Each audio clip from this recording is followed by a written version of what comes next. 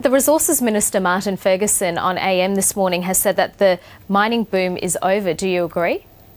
Look, we still have a lot of investment coming into this country, about $500 billion in the pipeline, and more than half of that at the advanced stage. But the government has always said you have to plan for beyond the boom as well as for the boom, which is why we've made the investments we've made into schools, into our universities, into our skills system, and into productive infrastructure like the National Broadband Network. So is that a yes, the mining boom is over?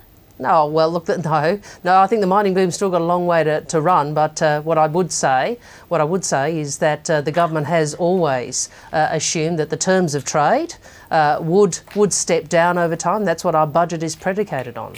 So why did Martin Ferguson say that we have to understand that the mining boom is over and we've done well out of it? I think Mr Ferguson was referring to when the terms of trade peaked, and as that's factored into the government's budget. But what I do want to talk about, and I think is very important, is the excerpt of the interview that you played just before I came on, because. Can I say this? This is one of the most dishonest, self-interested fear campaigns that we have seen in Australian politics. Mr Abbott is saying to Australians, believe what I say, even if it isn't true, but ignore everything that the BHP board and the BHP company have put out as their advice to the market, to investors and shareholders about the reasons they have delayed Olympic Dam. Now, it is a disappointing decision. I'm a South Australian. I'm very disappointed by it, as are all South Australians. But to have the alternative Prime Minister putting forward baseless propositions, not even reading the statement because he thinks it's in his political interest, really demonstrates what sort of character we have here. You mentioned, of course, that you're from South Australia. The South Australian Premier Jay Weatherill clearly very upset at this, because it would have, if this expansion had gone ahead, been a huge boon in terms of the jobs created and the money going into the state. How difficult will this be for South Australia? Look, this is a disappointing decision for South Australia. It is. But unlike Tony Abbott, I am not one that thinks this spells the end for South Australia. It's very disappointing to see him talking down the South Australian economy like this. And remember, this government has made a lot of investments in South Australia. We've almost doubled, or more than doubled, the infrastructure spend per person in South Australia. We've committed to assembling the submarines there, something Tony Abbott, certainly Joe Hockey, is opposed to.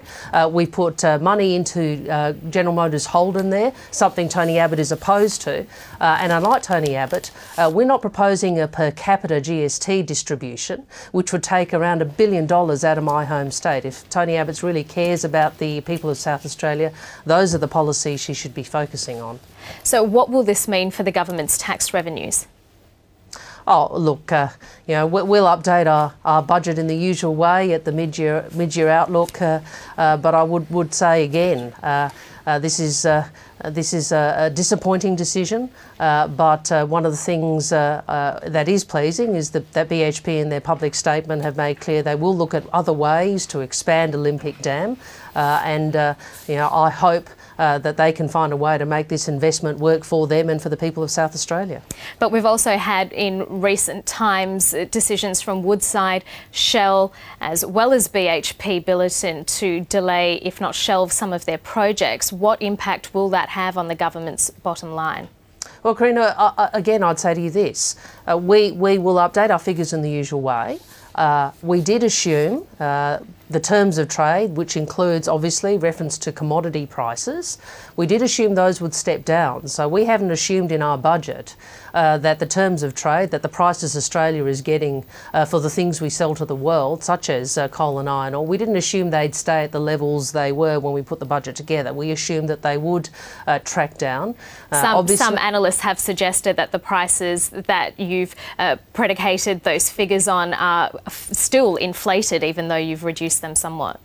Well, and we would update our budget in the usual way. I think it is a little early for everybody to be talking doom and gloom. Remember, we've got an economy with low unemployment, contained inflation, interest rates which are falling, and we've had over 800,000, about 810,000 jobs created since this government came into office. So I know that this is a disappointing decision, but let's not. This doesn't signal the sort of doom and gloom that some people would like people to think it does.